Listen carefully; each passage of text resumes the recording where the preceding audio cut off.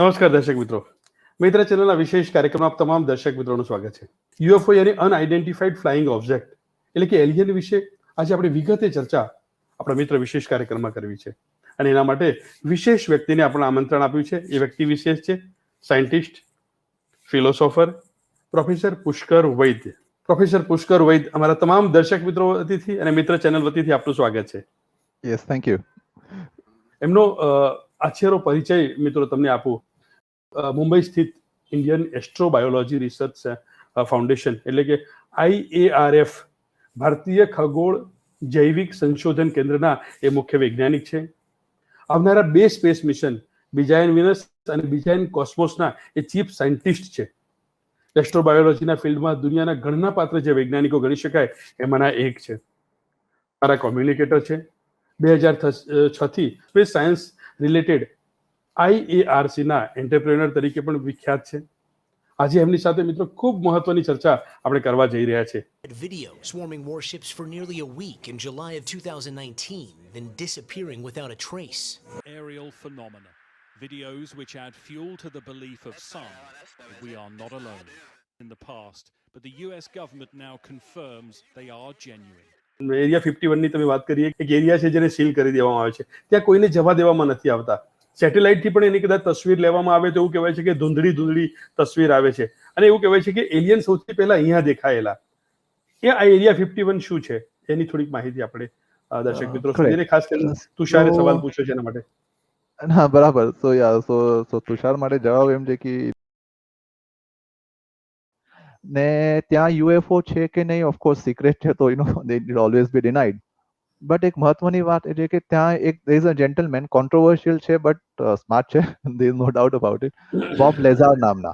Bob Lazar. તો Bob લેઝારે એક પુસ્તક લખ્યું હતું. એ એકચ્યુઅલી ત્યાં કામ કરતા હતા એરિયા 51 માં. That is officially was working.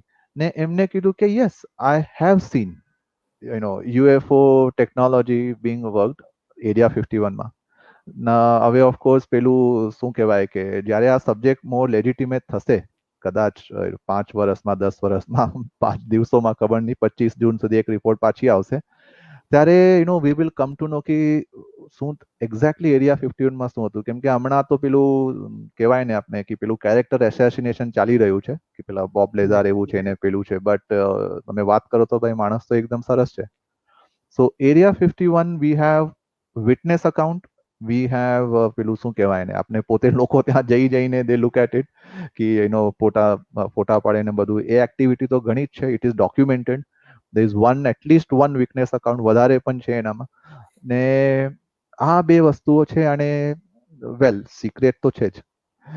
એટલે એવું કહી શકાય કે ત્યાં જે પણ પ્રવૃત્તિ ચાલી રહી છે એ પ્રવૃત્તિને કંઈક અંશે સિક્રેટ રાખવામાં આવે છે. જે માણસો કામ કરે છે એ કામની આખી જે મેથડ છે એને પણ સિક્રેટ રાખવામાં આવે છે. પણ રિસર્ચ થઈ રહ્યું છે એલિયન વિશે અને યુએફઓ વિશે, એવું કહી શકીએ આપણે. યસ. તો એના માટે તો હવે તો શું કહેવાય કે એનામાં તો પેલા વિટનેસ અકાઉન્ટ જ માનવું પડશે કે ત્યાં જે કામ કરી રહ્યો હોય. એક એ થઈ ગયું ને બીજા નહીં તો કોઈ ભાઈ એડવર્ડ સ્નોડન જેવો કોઈ હે કે ભાઈ આખું પેલું રિપોર્ટ બહાર પાડી દે, વિકીલીક્સ ને એવું બધું, જુલિયન જેવો. તો એવું પણ નથી બન્યું અનફોર્ચ્યુનેટલી.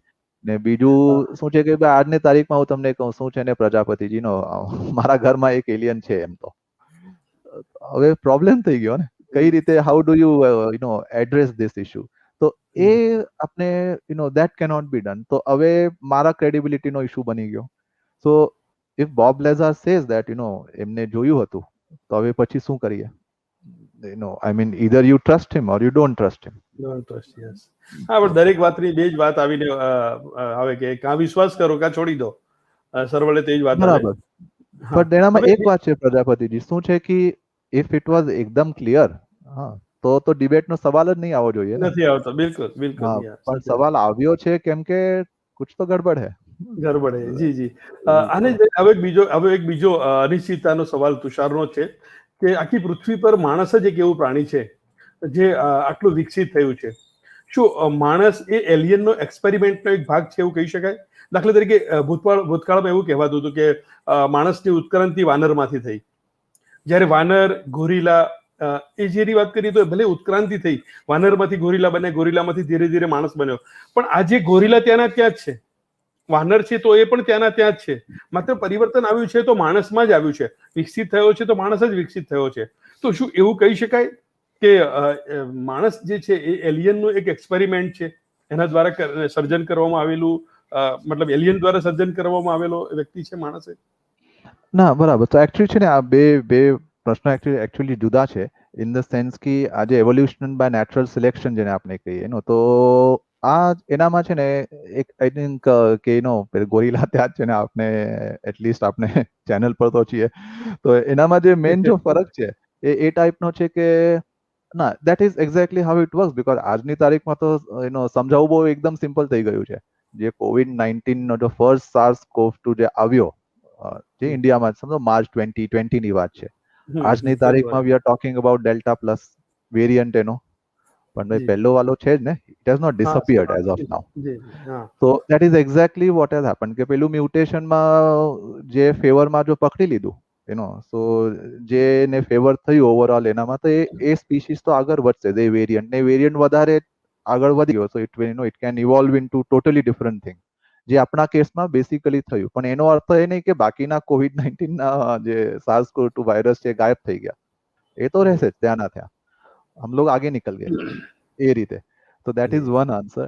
ને સેકન્ડ આન્સર જે છે કે આ જે એનો એલિયનનો એક્સપેરિમેન્ટ છે, આ એન્ટાયરલી જુદો વિષય થઈ ગયો. એનામાં બે ટાઈપની જનરલ આર્ગ્યુમેન્ટ આવે. એક શું આવે કે આપણે એક ઝડપથી હ્યુમન બીંગ્સ જે આપણું જે ટૂલ્સનું યુઝ હતું ને ટેકનોલોજીનું, ને એક જે બહુ સ્પીડમાં છે ને વી બીકેમ ફ્રોમ પેલા ગુફામાં ફરતા હતા ને એ બધું કરીને એનામાંથી સડનલી જે આપણું રાઇટ્સ હોય બહુ ઇટ વોઝ વેરી ક્વિક. તો જે ઝડપથી આ થયું, દેર ઇઝ અ સજેશન કે કદાચ એલિયન્સ એ કંઈ કર્યું જેનેટિકલી, ને જે કંઈ કર્યું હશે તો એનામાં એસ્ટ્રોબાયોલોજીમાં એક શું કહેવાય ને, એક મેઇન સ્ટ્રીમ સાયન્સમાં એના માટે એક ફિલ્ડ છે, એને કહેવાય જેનેટિક સેટી. સેટી વિશે આપણે પછીથી વાત કરશું, પણ સેટી એટલે search for extra terrestrial intelligence. એટલે search for extra terrestrial intelligence, કે આપણે બહાર બ્રહ્માંડમાં કોઈ જગ્યાએ પણ બુદ્ધિમાન જીવ છે જેના માટે જે આપણે સર્ચ કરીએ તો એ સેટી આમ કહેવાય. તો જનરલી જો લોકો શું જાણતા હોય કે સેટી એટલે શું, કે આપણે રેડિયો મેસેજ યા તો મોકલીએ, જેના પર બહુ પ્રોબ્લેમ છે આજકાલ, યા તો મોટા તમે રેડિયો ડિશિસ મૂકીને you receive those messages. So that is generally SETI. હવે of course it has evolve, but આ એક વિષય એવો છે કે જો aliens actually did something, because see it is possible, there is no reason કે કે જે આપણે જે એપ્સમાંથી જે માનવતામાંથી જે થોડોસો જે ધક્કો આપવો હતો ને, કદાચ એ લોકોએ આપ્યો હશે. There is no reason to believe otherwise કે વાય ઇટ કેનોટ બી. એટલે ઇન્વેસ્ટિગેશનનો વિષય બને એના માટે એક ફિલ્ડ છે એસ્ટ્રોબાયોલોજીમાં, it's very rarely worked upon, પણ એનું નામ છે genetic settee.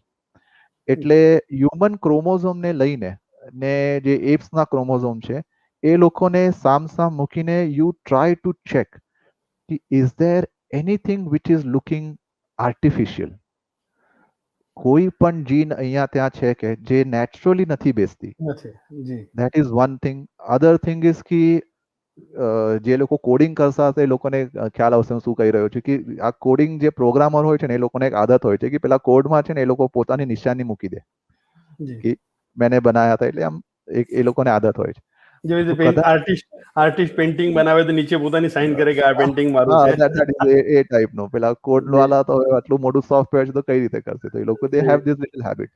It is possible કે આપણે જ્યારે જેનેટિક કોડનું એ રીતે investigate as this is a official field genetic settee, તો ત્યાં સાયન્ટિસ્ટ વેરી ફ્યુ, પણ ઇન્વેસ્ટિગેશન એ રીતનું છે કે આપણે ક્રોમોઝોમ્સને જોઈ રહ્યા છે, ઇઝ ધેર એનીથિંગ અંદર કોઈ મેસેજ છે ખરો આપણા માટે, કે એ લોકોએ કાંઈ સાઇન કર્યો હોય કે સીટી પ્રજાપતિ આમ કર્યું હોય તો આપણે દેખાઈ જાય કે ભાઈ that person or that race was responsible. So that is one way ki how aliens might have interpreted.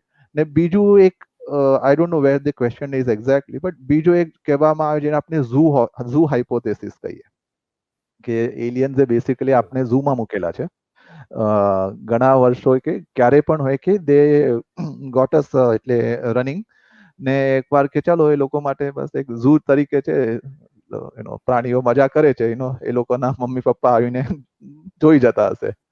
Nothing આપણે એન્ટરટેનમેન્ટ ના સિવાય કઈ નથી એ લોકો માટે. નથી, હા.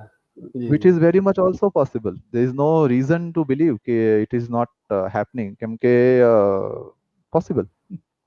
દર્શક મિત્રો, આપણે કાર્યક્રમ જોઈ રહ્યા છે, મિત્ર વિશેષ કાર્યક્રમ. અને મિત્ર વિશેષ કાર્યક્રમમાં વિશેષ ચર્ચા આપણે કરી રહ્યા છીએ એલિયન વિશે, યુએફઓ વિશે. અને આ તમામ ચર્ચામાં કેટલાક દર્શક મિત્રોએ આપણને જે સવાલ પૂછેલા છે, સવાલનો જવાબ આપી રહ્યા છે scientist, philosopher professor Pushkar Ganesh વૈદ્ય.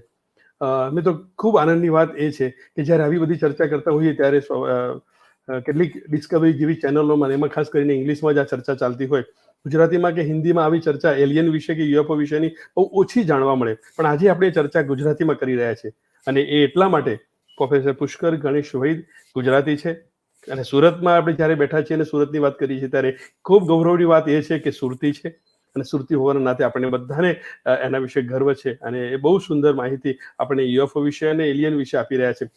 ઘણી બધી માહિતી એવી હતી, ઘણા બધા દર્શક મિત્રોએ સવાલ પણ પૂછેલા હતા, એની ચર્ચા પણ હજુ આપણે કરવી છે. એમની સાથે ઘણી બધી વાતો કરી, ખૂબ આનંદ થઈ રહ્યો છે.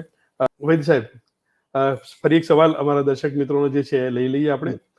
એમનું કહેવું એવું હતું કે ક્રોપ સર્કલ આ પણ એક કદાચ એલિયન સાથે સંકળાયેલો અથવા તો યુએફઓ સાથે સંકળાયેલો એક શબ્દ છે, ક્રોપ સર્કલ. તો આ ક્રોપ સર્કલ એ શું છે, અને એને લઈને ઘણા બધા સવાલ અમને મળેલા હતા. તો 2-3 દર્શક મિત્રો છે, એમના નામ પણ આપું. એમનું કહેવું છે કે એક જ રાતમાં આટલી મોટી આકૃતિઓ બની જાય છે, જે કદાચ ઘણા બધા માણસો એક સાથે બનાવવા જાય તો ન બની શકે એવી આકૃતિ ક્યારેક ખેતરમાં કે ક્યારેક ખુલ્લી પડેલી જગ્યામાં આખી એક કૃતિ બની જાય છે.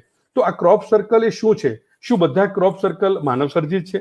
આવો સવાલ ભાવેશ શાણી, નીતા શાણી અને હુમાયુ ઠાકોરે આપણને પૂછ્યો છે, અને તમારી પાસેથી માહિતી મેળવવા માંગે છે. નહીં, ચોક્કસ. તો સવાલના જવાબ આપવા પહેલા ખાલી પેલું ભાષાની જો વાત નીકળી, એના પર હું જરા એક કહી દઉં કે શું છે કે જો જો જો ઇન્ડિયાને જો પ્રગતિ કરવી હોય, અને ગુજરાતને કરવી હોય, મહારાષ્ટ્ર હોય, પંજાબ, જે કોઈ તમે કોઈ પણ સ્ટેટ લઈ લો,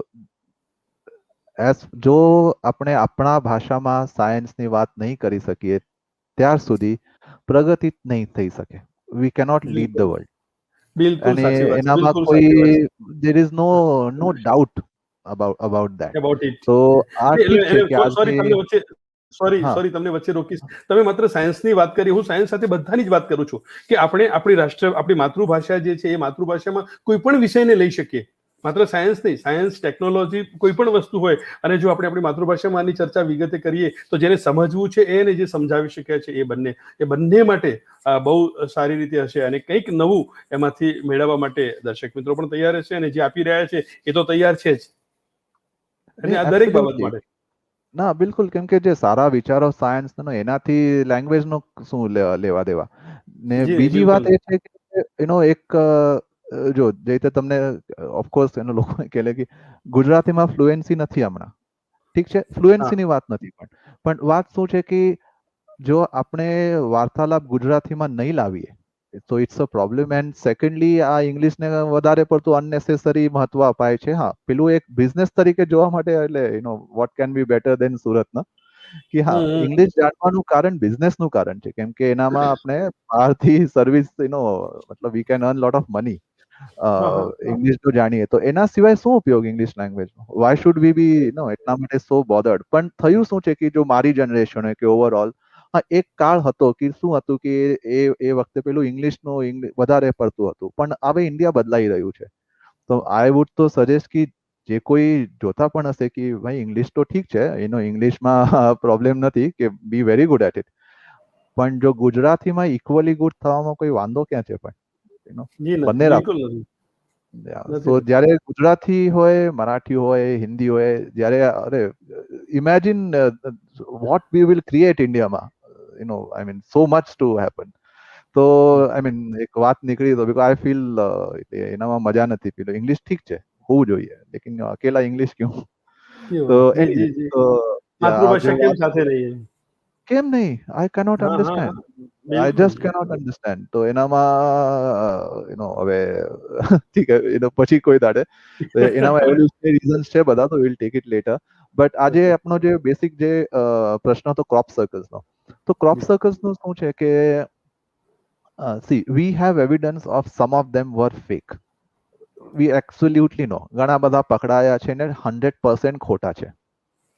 ના આ યુએફઓ નું જે આખું યુફોલોજી જેને આપણે કહીએ ને, આ મેઇન પ્રોબ્લેમ જ ત્યાં છે કે ઘણા બધા લોકો જસ્ટ ખોટી વસ્તુ કર્યું એને put it out in press ને દે ક્લેમ ક્રેડિટ કે સાચું છે, દે ક્લેમ ઇટ ફોર યર્સ, ને પછી બહુ મોટો પ્રોબ્લેમ થઈ જાય. તો તમને એક એક્ઝામ્પલ આપી શકું કે 1960s માં એક ફોટોગ્રાફર ઇન્ડિયા આવેલા, એમનું નામ હતું બિલ માયર.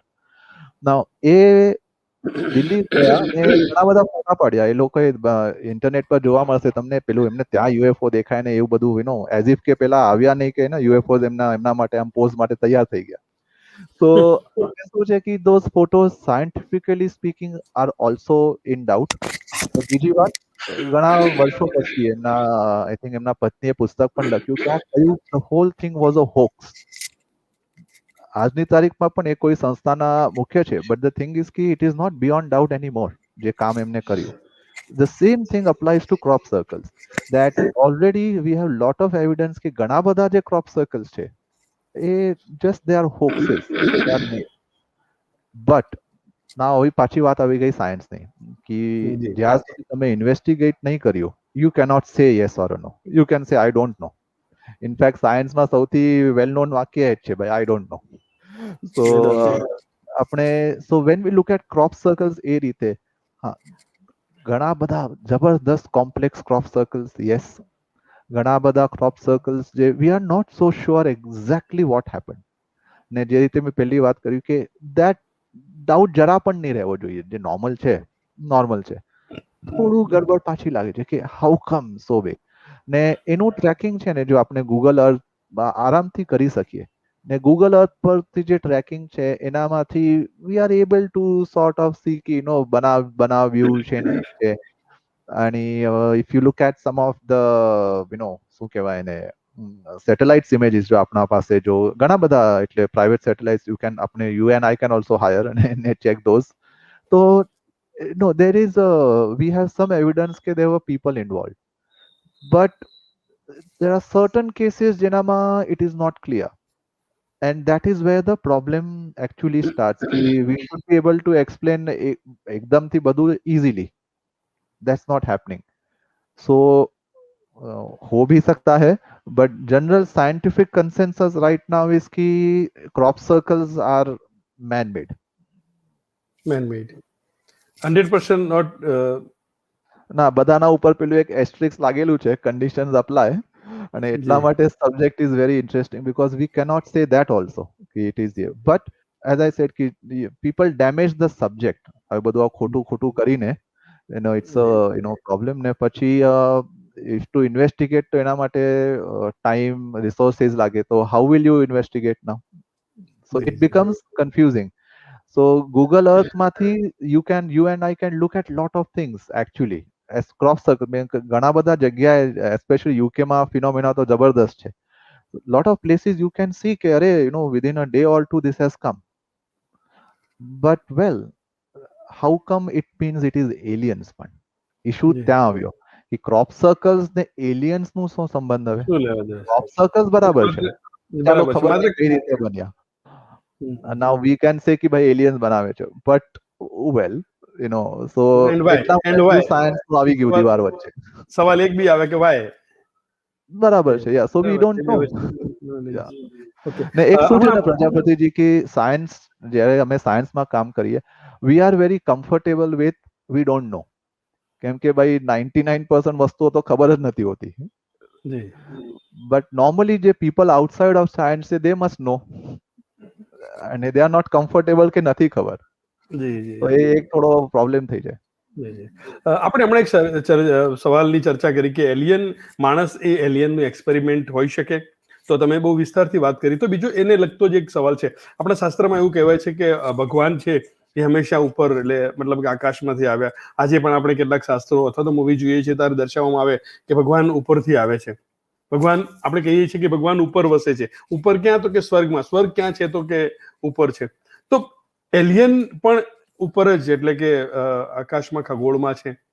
તો આની સામ્યતા ખરી કે ભગવાન એ જ એલિયન છે? ના આવી ચોક્કસ. આવી તો એનો ભગવાનને એલિયન આપણે કરીએ તો પહેલા જરા શું કહેવાય, હું મારું સેફટી બનાવી લઉં કેમ કે ભાઈ ભગવાનની વાત આવે છે ને હા તો હા એનામાં શું છે કે આવો ઘણા હા. આ કહેવાય ને સવાલ કે ભાઈ આ સવાલ હા હું કહી બોલો દઉં, આ સવાલ પર્ટિક્યુલર ગોવિંદભાઈ છે, એમણે પૂછ્યો છે, એટલે રાઈટ. એમના નામનો ઉલ્લેખ કરી દઉં અને પછી આપણે વાત કરીએ. હાજી બોલો.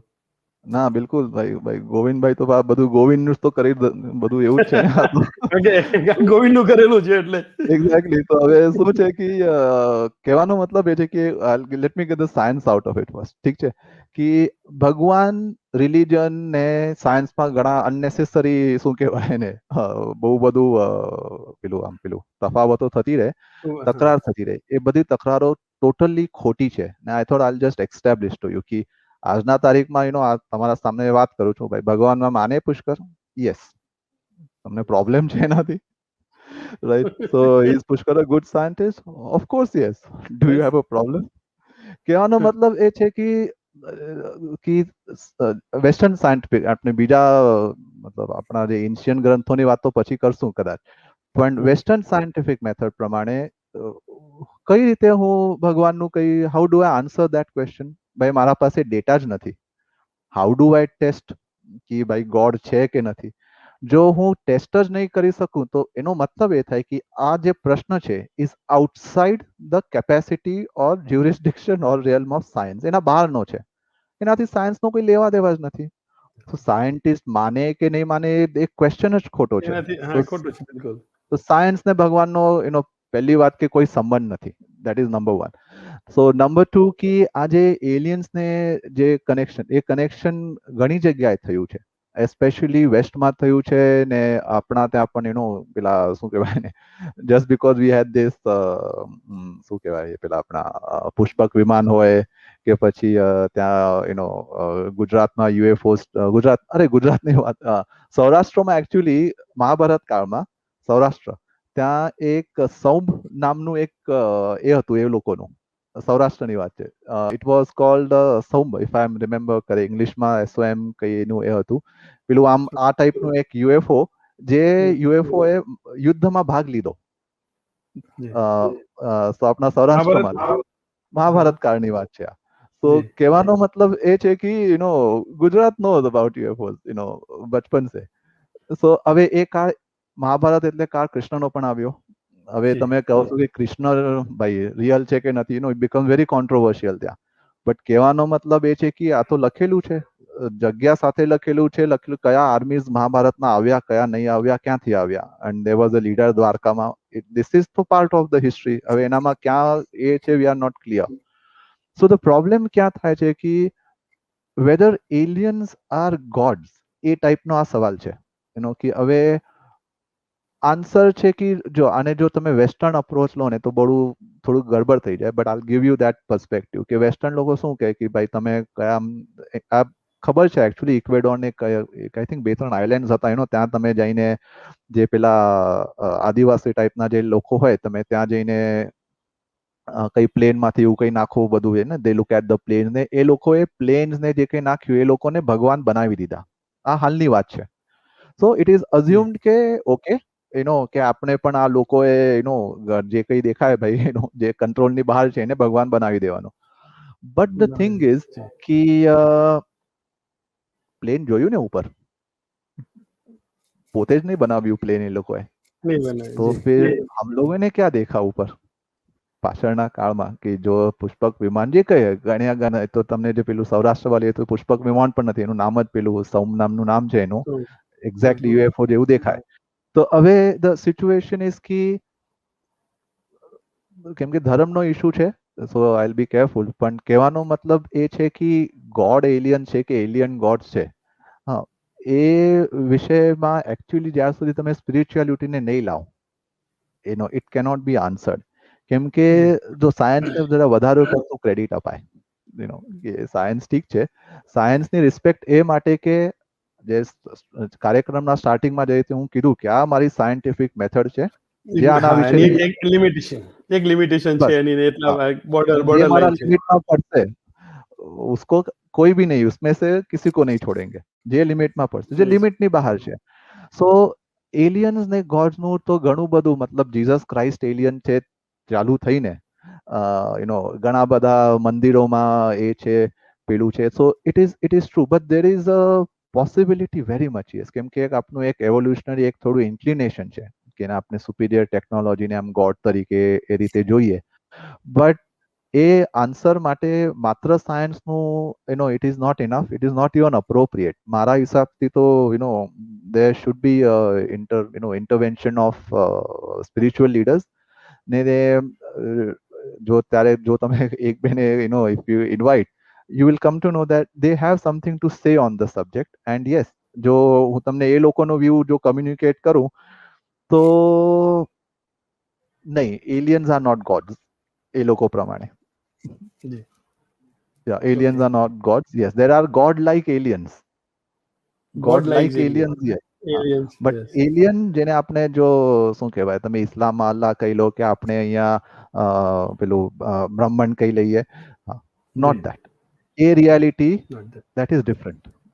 But God like aliens, yes, very Yes, much yes. yes. God like alien. I'm God like communicating to alien. you exactly Not the view alien- spiritual leader.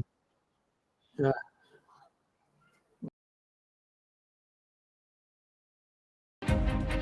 Alien એટલે શું? યુએફઓ શું છે? ખરેખર છે કે કોઈ ઉપજાવી કાઢેલી વાર્તાના પાત્રો છે? શું જાદુ જેવા એલિયનનું અસ્તિત્વ આ સમયમાં છે? અરે ઓફકોર્સ હોઈ શકે, પણ એલિયન, હા, આ કાર્યક્રમમાં જોડાયા નથી બરાબર છે, બટ એલિયન્સ હોઈ શકે.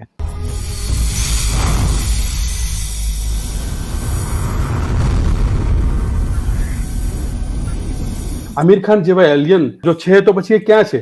36 જેટલા એલિયન સિવિલાઇઝેશન હોવા જ જોઈએ. આ ખરેખર વાસ્તવિકતા છે? કે હવે યુએફઓ તો છે ભાઈ, યુએફઓ એલિયનનું વાહન છે કે યુએફઓ કોઈ બીજી વસ્તુ છે? So that we will look at it. There is no scientific reason કે એ લોકો અહીંયા કેમ નહીં આવી શકે. Absolutely no, nothing. ના જે UFOs છે એ aliens હોવાના chances full છે. There is no scientific reason they cannot be. ખગોળની વાત, એલિયનની માહિતી, યુએફઓ વિશેની ચર્ચા, સાયન્ટિસ્ટ સાથેની ચર્ચા, અને તે પણ ગુજરાતીમાં. તમને નવાઈ લાગે છે ને મિત્રો? પણ એ શક્ય છે. મિત્ર વિશેષ કાર્યક્રમમાં ઇન્ડિયન એસ્ટ્રોબાયોલોજી રિસર્ચ ફાઉન્ડેશનના scientist, philosopher professor Pushkar Ganesh Vaid સાથે ગુરુવાર, શુક્રવાર અને રવિવારે રાત્રે 9 કલાકે. એનું પુનઃપ્રસારણ શુક્રવાર, શનિવાર અને સોમવારે સવારે 10 કલાકે માત્ર મિત્ર ચેનલ પર.